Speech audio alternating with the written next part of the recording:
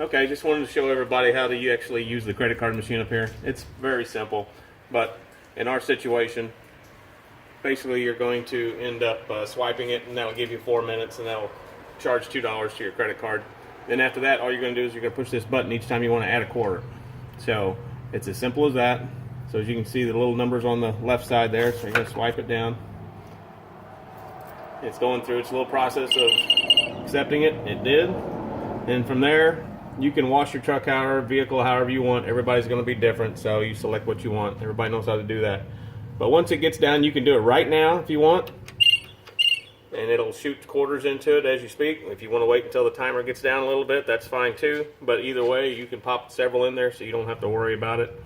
But as the timer gets down too, a lot of people end up doing that, and they just end up pushing the button. But it just adds 1 quarter every time you do it, and it gives you another 30 seconds, just like if you were actually using quarters. So anyway, hope to see you up here soon. Thanks.